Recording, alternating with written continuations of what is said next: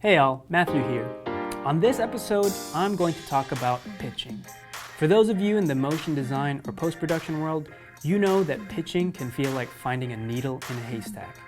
Today, I'm going to focus on the 3 things you have to do before any pitch, so you spend less time guessing what the client wants and more time focused on the things that really matter to them. Stick around.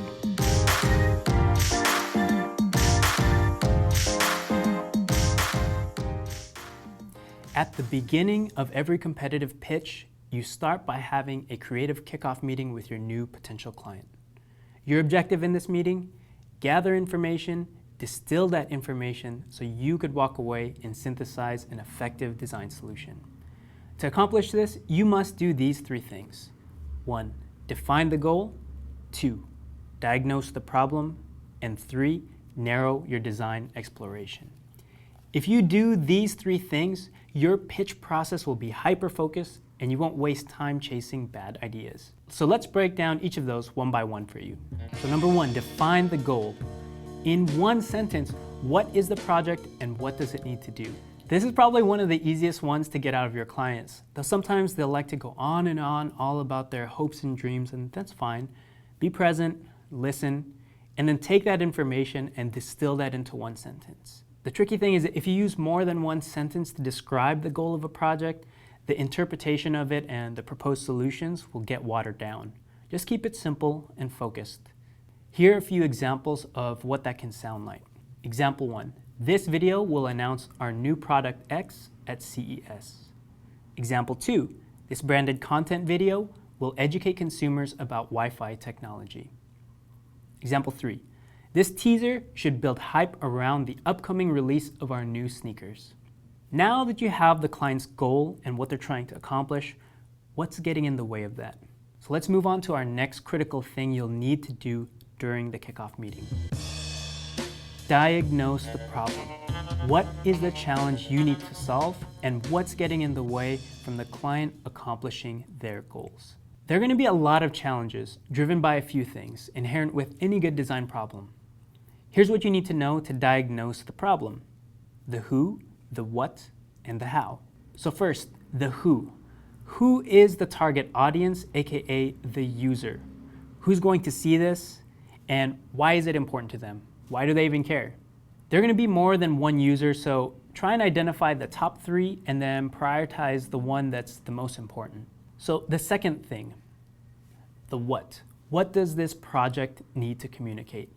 What's the key takeaway message and how should the audience feel after? If they have too many things to say, meaning the client, in a short amount of time, prioritize the message and define the hierarchy with them. By doing that, you'll begin to show your value as a partner because you're using your core design skills to provide clarity and organize their thoughts. Now that you have a clear message, where and how will this be shown? In what context? What part of the sales cycle will the viewer be in? Well, depending on the context, a viewer will have a different state of mind and a different attention span. Is this a pre-roll ad on YouTube? Well, then you better hook them in the next 5 seconds or they're going to skip this ad. Are they sitting in a convention hall or a theater? Well, then maybe you could take your time. Depending on what stage of the sales cycle the viewer's in, they'll have different needs and intentions. If it's early in the sales cycle, they'll need to be made aware of the product or service. If it's late, they're ready to buy. Now that you've identified what you need to say, who to say it to, and how you need to say it, you have identified the challenge. For most of you designers out there, I know you're ready to go off and make something, right? Well, it's not time yet. Why? Well, because there are way too many possibilities that this solution could be. So now comes in our 3rd step. Narrow your design exploration. Establish the criteria and define your sandbox. Look, design thinking and problem solving takes a lot of time and effort.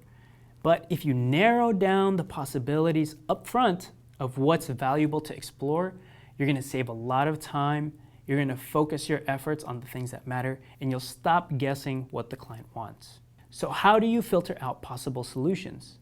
Well, there's a few key questions you can ask your client. Question 1.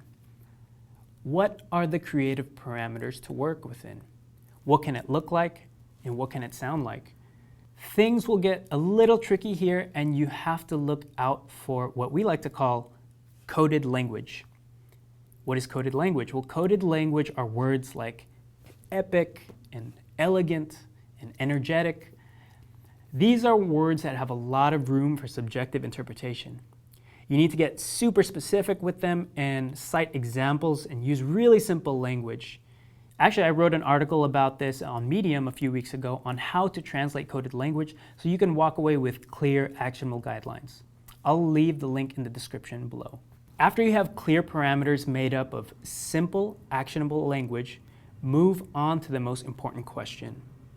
How will you make your decision on who to work with? And when I say you, I mean the client.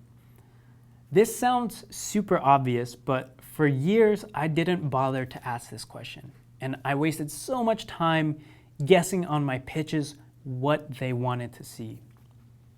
But if you ask this question, you'll have the answer to the test. I feel like it's almost like cheating.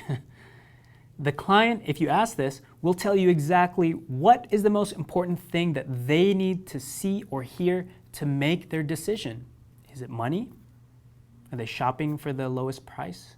Is it the results? Are they looking for that best quality? Or is it rapport? Are they trying to find the people they get along with best? When you have the answer to this, you must make sure that this is a priority to address during the pitch phase. Now you have all the key ingredients you need to go off and synthesize an effective solution during the pitch phase. Let's recap those 3 things you need to do before any pitch one more time. 1. Define the goal. What is it? What does it need to do? Remember, 1 sentence, keep it simple. 2. Diagnose the problems. What is the challenge you need to solve? And then 3. Narrow your design exploration. Define what it can and can't be, so you don't waste your time guessing what the client wants. With these 3 things established, you now have a clear and very narrow target to hit when you pitch. This should be your North Star and your blueprint for everything you and your team creates. All of it should be driven by the goal and filtered through this criteria you've established. With this, your pitch will deliver real value to your clients, and hopefully you'll increase your win rate. Pitching seems to be a hot topic in our community. My last video on pitching got a huge response, and earlier this year when I went to go speak at Singapore, the class had a lot of questions about the pitch process. Thinking about my own design education, there was a lot of emphasis on execution and thinking, but there were simply no classes on how to pitch. The only way I learned how to pitch was out in the field, learning from other directors at different studios over the past 10 years. This got me to think, maybe there's a need for some kind of pitch guide tailored for the motion design and post-production community. Something that distilled everything I learned in the past decade into one concise document. Something that would walk you through the entire process of pitching. So I decided to create the ThePitchKit, a step-by-step guide teaching you everything you need to know about the pitch process.